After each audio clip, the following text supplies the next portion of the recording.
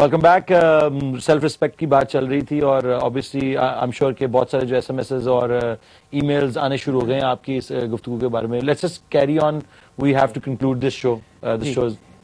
دیکھیے اقبال کا اب مزید جو ہم نے بات کی کہ وہ یہ کہہ رہے ہیں اقبال کہ کسی صورت میں بھی چاہے تم تیز دھوپ میں کھڑے ہو اور کوئی تم کو لا کے پانی بھی دے تو تم ریفیوز کر دو کہ میں اپنے ہاتھ سے لے کے پانی آؤں گا.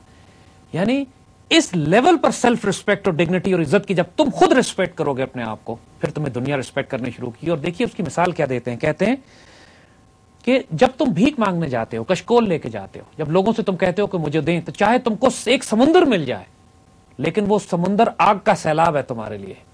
وہ سمندر تمہیں تباہ برباد کر دے گا. اپنی ہاتھ کی کمائی کے چند قطرے تمہیں مل جائیں تو یہ بہتر ہے تمہارے لیے.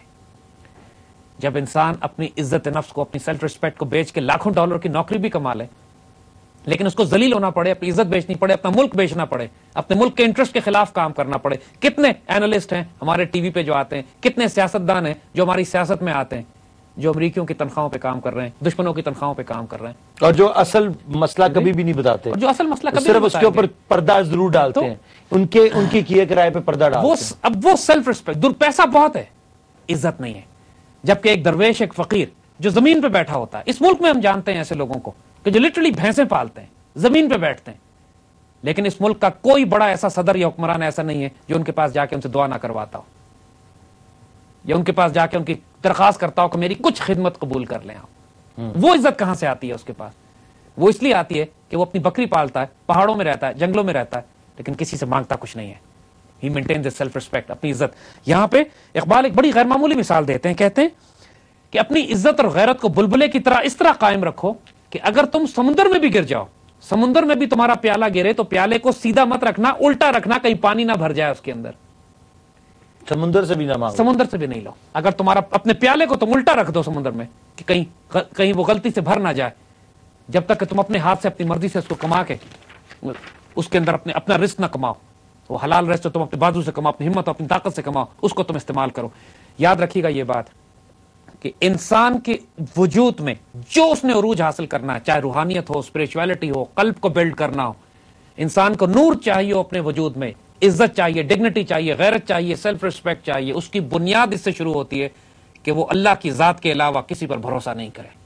اس کا رزق, اس کی جان, اس کی مال, اس کی عزت یہ یقین کر لے کہ یہ اللہ کی طرف سے. وَتُعِزُّ مَن تَشَاءُ وَتُذِلُّ مَن تَشَاءُ, قرآن کہتا ہے انسان ڈرتا ہی نہیں باتوں کی وجہ سے نا. انسان خوف کیوں کھاتا ہے علی؟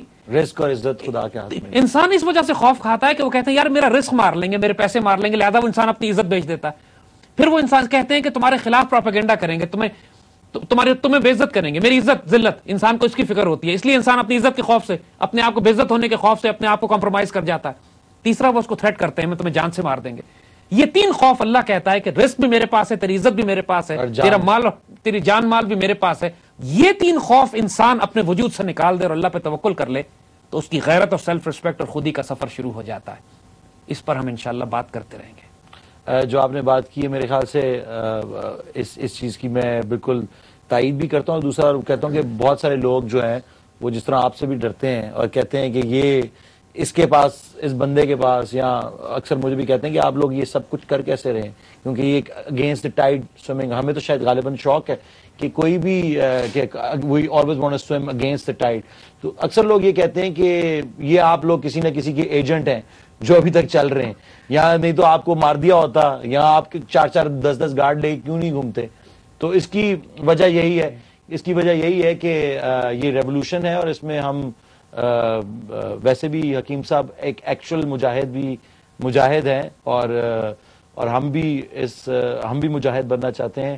اور یہ ریولوشن انشاءاللہ a soft or a hard one, it depends on people who are listening to us and کیا انفارمیشن وہ اس کو اندر لے رہے ہیں, بجائے کہ علی عظمت نے شرٹ کیا پہنی ہے یا آپ کی ٹوپی سرخ کیوں ہے. اور جیسا کہ میں نے کہا کہ پہلے بھی کہا کہ یہ شو, یہ revolution will be televised and it is being televised and it is getting sponsors also, and we're moving up to a prime time which is 8 o'clock on Fridays and Mondays. تو یہ شو جو ہے نیکسٹ ویک سے, تو خیر Monday کو ہم دوبارہ پیش ہوں گے آپ کے خدمت میں, لیکن اگلی دفعہ سے یہ فرائیڈے کو 8 بجے ہوا کرے گا, نہ کہ جمعرات کو 10 بجے. Friday 8 o'clock and Mondays 8 o'clock. Thank you very much for joining us again on this revolution, this road to self-discovery through Iqbal. آپ کا بہت بہت شکریہ حکیم صاحب, and we'll see you next week.